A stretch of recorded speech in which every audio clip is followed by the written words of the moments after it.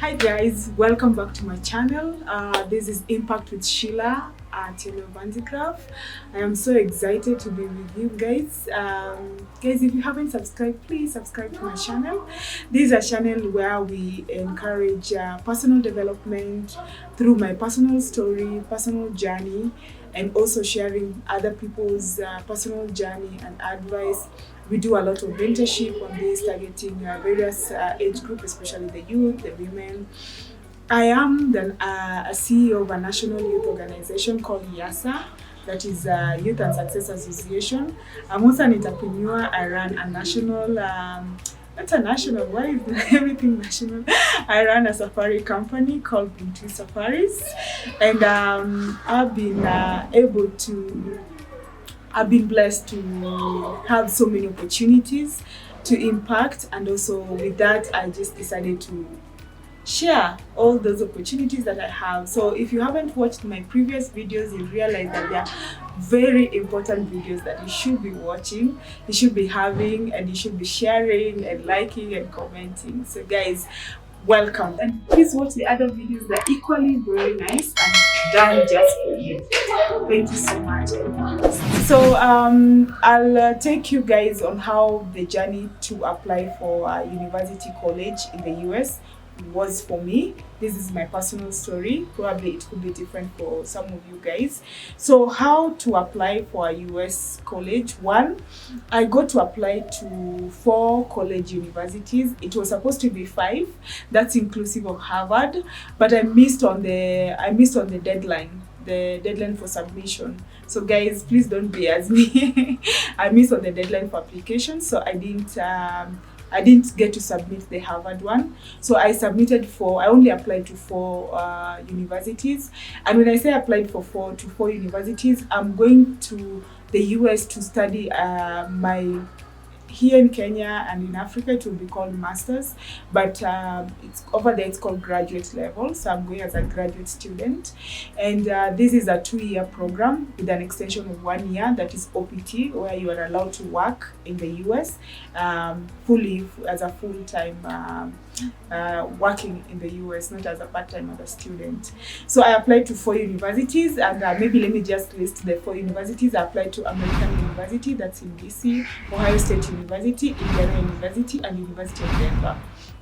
Please watch on my other video on how to select which university to go to. How do you narrow down to those? How did I narrow down to those 4 universities? For me, it was about the course that I wanted to do, and about their performance, like what's their overall performance in terms of academic research in that particular course. So I chose the top 10 best in that particular course. So I'm going to study international development, and for me, those were the major. It was Harvard, it was American University, University of Denver, Indiana University, Ohio State University. So that's how I reached out to the 4 various universities.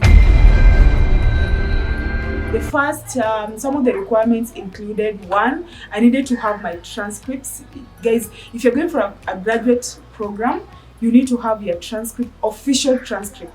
You can't use photocopied, you can't use the one preliminaries. Yeah, you have to get the official certified by the university, so have them in place. So I got my transcript. That's my undergraduate transcript. For those who are finishing college, I think you will need like SAT exams, you need various kind of exams, but for my case, I only needed the transcript to show that I've already finished my undergrad, and I also had my certificate, my undergraduate certificate.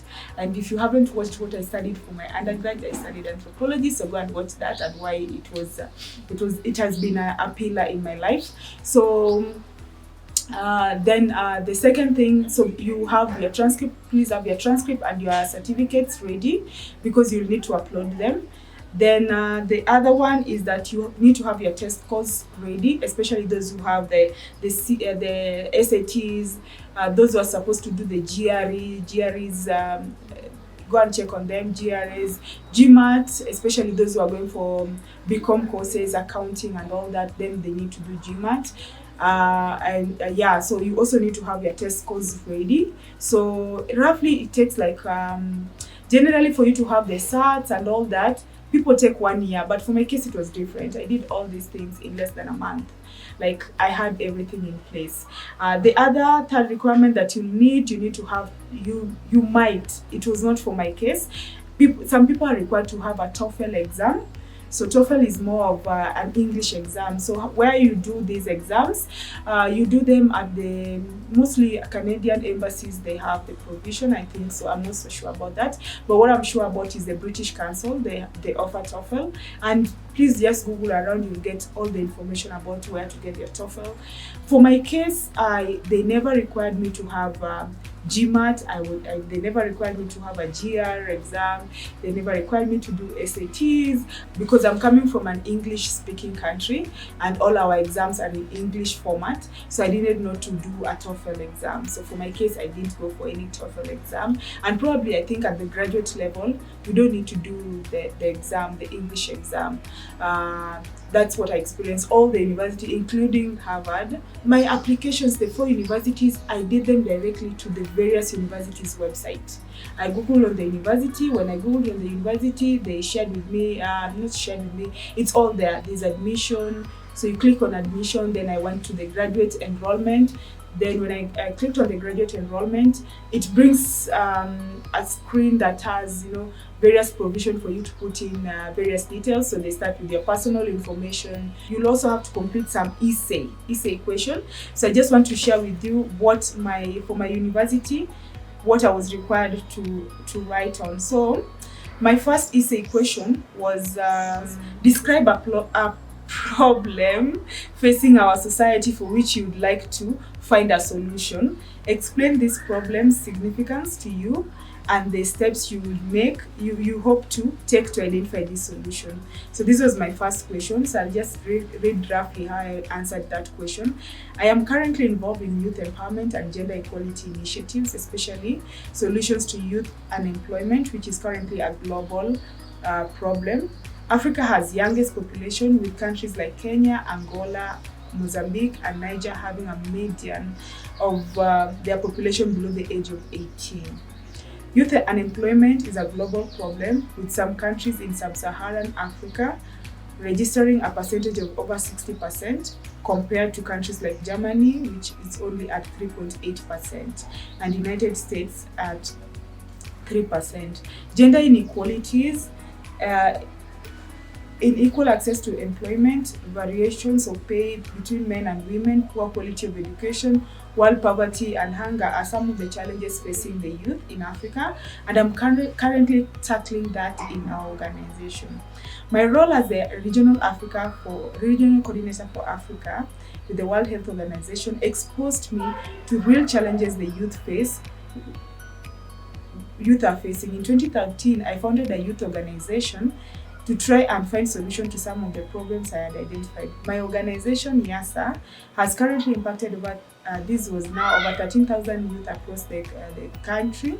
Some of our programs include youth unemployment, employability, skills development, youth entrepreneurship, leadership and governance, education, women empowerment, mentorship, among others. Last year, so if you can realize, I have put statistics in this question. I have put what the problem, I've compared the situation with other countries, and then I've also provided solution. The problem that is affecting me the most is the youth unemployment, and then I provided the solution by creating my own organization to tackle some of those youth unemployment. We do a lot of employability programs, and if you check our website, you get to see a lot of our young people transition into employment. The other essay that I got, the second one was the lesson we take from obstacles we encounter can be fundamental to later success. Recount a time when you faced a challenge, setback, or a failure. How did it affect you, and what did you learn from the experience? So how I answered this, allow me to read. What I said is, at the age of 22 years, I was a child protection officer for a program in the rural parts of East and Central Kenya. I was given the responsibility to ensure that more gender-based rescue centers were built to tackle in the needs of the GBV victims, especially the girls. GBV is gender-based violence victims, especially the girls who are as young as 8, getting to be married off and having to stop their education. Since the centers were kilometers far apart, some of the victims could be captured before getting help, injured, and among other challenges. The greatest challenge was to get the buy-in of stakeholders, especially the community elders who did not believe that girls and women were important, especially securing education. They did not value girl child education and therefore encountered early child marriages for bride price. My initial engagement with the elders was tough as they dismissed me based on my gender. I was frustrated but never lost hope, especially because of the need it had. Using the academic skills I had gained through my studies in anthropology, ethnography, and all that, and my leadership skills I have gained, I engaged them consistently and constructively until I managed to get their buy-in and support. We managed to build 33 centers from the original 3. And then I gave the number of the many young girls and boys who have succeeded, who have been rescued by these various centers. So that's how I answered my question. So I have figures, I mentioned the situation, what happened, the challenges, and I also mentioned that I never gave up. I used the skills, and when you mention also the education, it is also important that you mention that, because now what you're going to study will also help you handle other challenges, and they want to see whether are you a proactive person, are you somebody who see a challenge and work and just to help solve issues of the world. Then so that those are the two essays that you'll be told. You'll get essays, so that's how I answered my personal essays.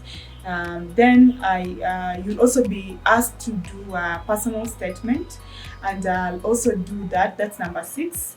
I'll read just one personal statement from one of the university that I sent.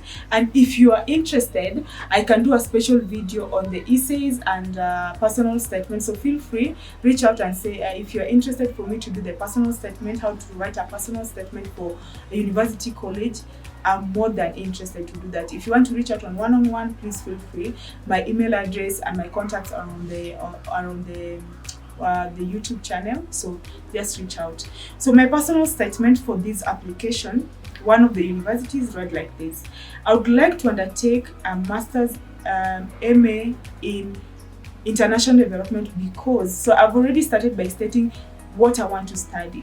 It's important because it will equip me with the skills and aptitude to upscale my work on youth empowerment and gender equality. If you realize, I'm very consistent. For my essay, I mentioned youth empowerment, I've mentioned gender because those are my passion, those are my impact area. So then, as a founder of a national non-profit organization that empowers over 13,000 young people in Kenya and across Africa, and the current CEO,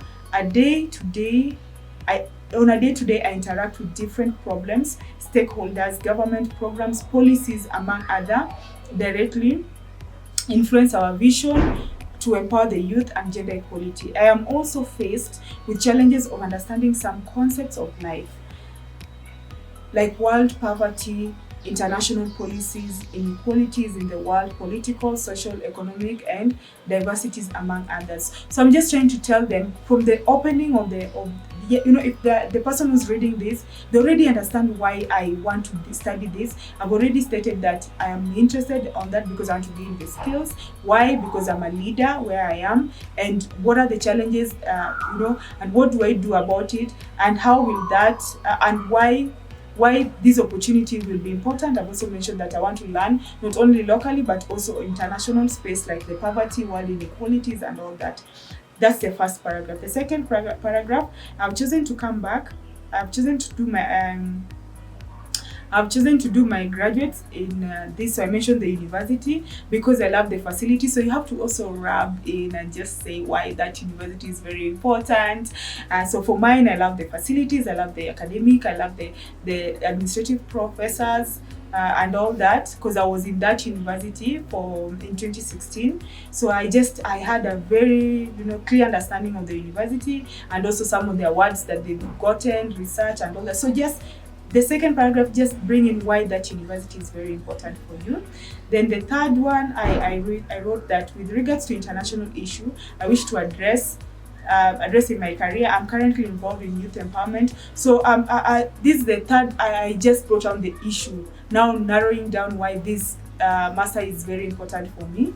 Then the fourth paragraph, I have 11 years of experience working in various organizations. This is more of just stamping in why this program will be important for me and what I will do with it. So I'll do a special video for personal statement, how to write a personal statement, but it's a tool. So all this, you have a word count. So for the essays, I had, I think, over 500 word count. Then personal statement, it's more. They indicate, I think it was 750 word count. So you have to count every word so that you don't miss on it, because if it goes beyond, then it will not be captured. So yes, and then you also need to state very clearly your hobbies. For some, university is not important, for some it is. So just have, normally I'll do a special video again if you ask me how to do, hobbies. It's also important. It shows a lot about you. And also, never lie. In all this, in your application, never lie. Be honest. Be as honest as you can. So I did my hobbies section. Then there's also a profiler. There's a section where you also have to put in your personal profile. This is how it is. Profile, then I put my name. So her undergraduate was in BA Anthropology, postgraduate in Project Management and Monitoring and Evaluation certified.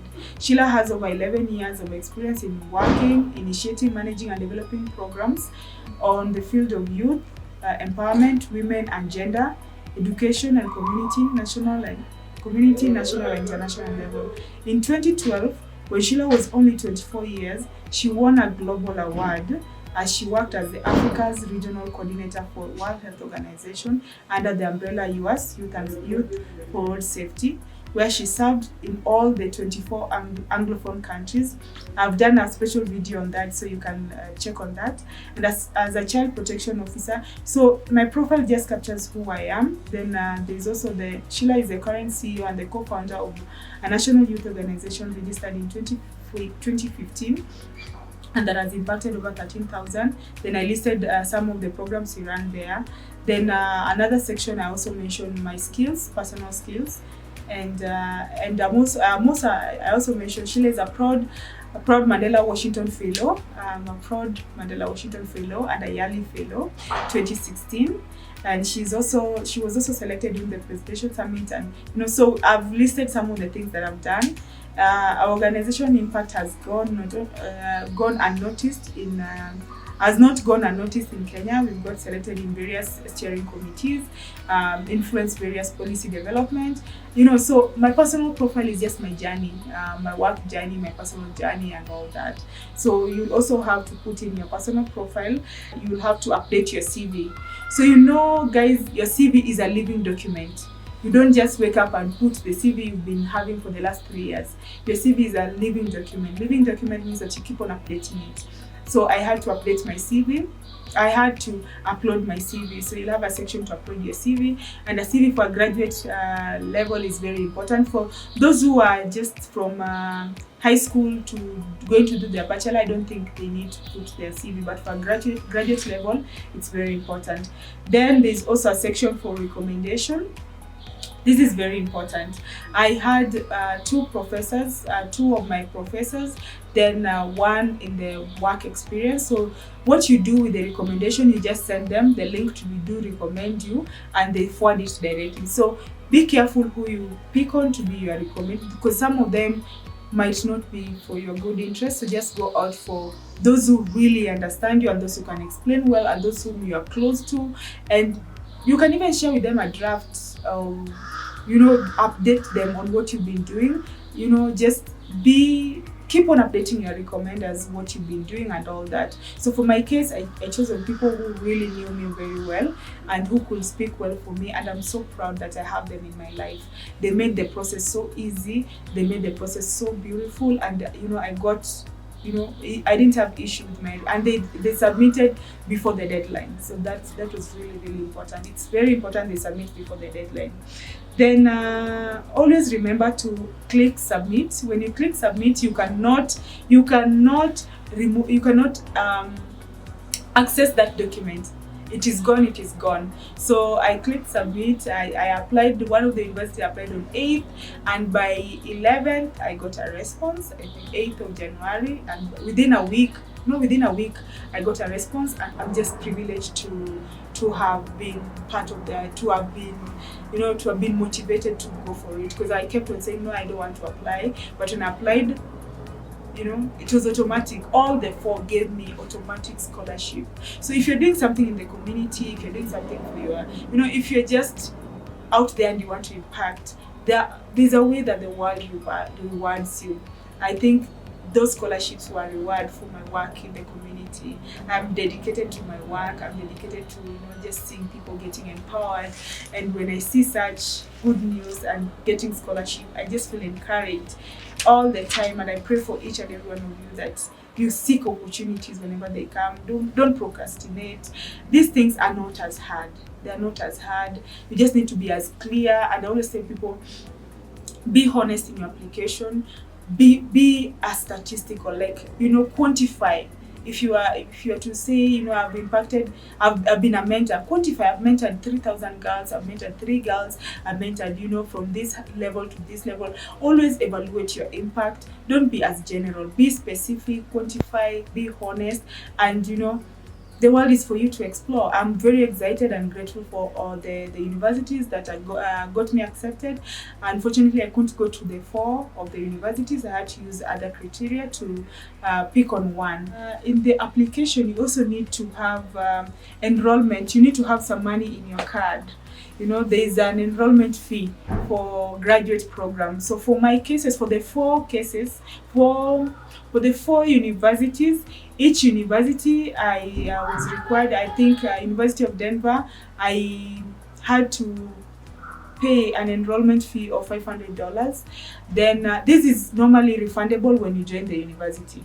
When you don't join that university, it goes away. It belongs to the university. So guys, please remember to subscribe if you really love what I'm doing. Through the comments that I get to do some of these videos that you see here, and then just share it out. Share out this opportunity. You never know, maybe somebody's life can be impacted by this.